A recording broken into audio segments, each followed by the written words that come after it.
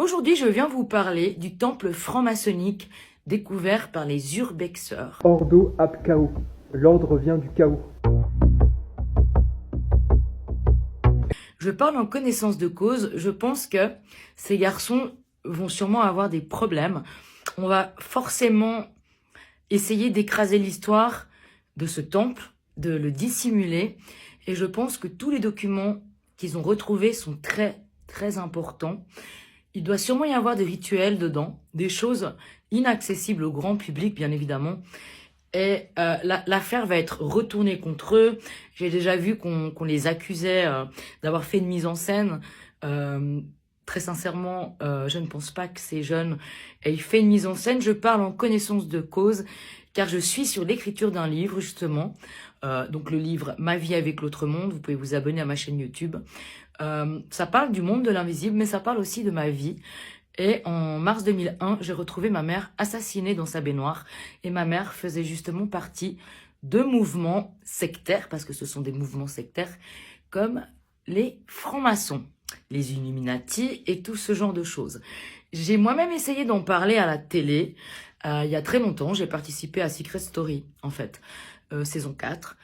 Shine Secret Story saison 4 et je voulais qu'on cache, moi j'étais DJ à l'époque donc j'avais choisi comme secret qu'on cache mes tatouages et en fait la prod en faisant mon histoire a dit ah bah non vu que ta mère était dans une secte on va dire que ton dénommé ça sera tu t'es échappé d'une secte. Je me suis échappé d'une secte donc on a l'impression que je me suis échappé qu'un baluchon sauf que pas du tout et pendant que j'étais dans le jeu j'avais un contrat de confidentialité.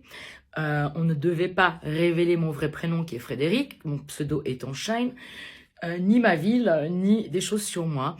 Et pendant que j'étais dans le jeu, on n'a aucun rapport avec l'extérieur. Un petit malin m'a collé le temple solaire sur le dos alors que ma mère ne faisait pas partie du temple solaire. Pourquoi on m'a collé ça? Parce que le temple solaire n'existe plus. Et quand on vous colle le temple solaire sur le dos, il n'y a pas de retombée politique ou quoi que ce soit. Sauf que ma mère faisait bel et bien partie d'un mouvement qui rejoint les francs-maçons. Donc je pense que Joey Urbex et les autres, on va les faire taire par divers moyens. Je ne suis pas certaine qu'on va censurer les vidéos, étant donné qu'elles sont déjà là. Tout ce qui est gros ne se voit pas, mais on va les faire taire sur les documents. On va faire croire que tous les cadavres, c'était des faux. Ou alors on va encore dire peut-être que ce monsieur a emporté des cadavres de la morgue. Mais quoi qu'il en soit, l'affaire sera bien entendu étouffée.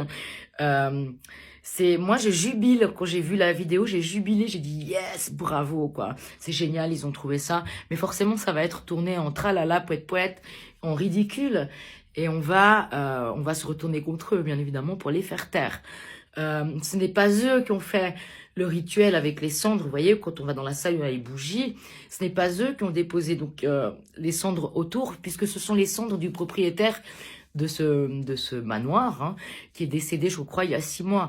Donc la famille était au courant de ce qui se passait dans ce donjon, je pense, puisque c'est eux qui ont été déposer les cendres. Bon, tout ça pour vous dire que ce sont bien des choses qui existent et je suis en train d'écrire un livre. Donc ce n'est pas un livre qui parle de secte et que de ça, mais comme ça fait partie de ma vie et que c'est le drame de ma vie et on a déjà essayé de me faire taire à plusieurs reprises. J'ai décidé de me taire après ce passage en télé en 2010 et dans les médias, mais je vais tout vous dévoiler dans mon livre. Ma vie avec l'autre monde, ça parle aussi du monde de l'invisible, de tout ce que j'ai vécu, voilà.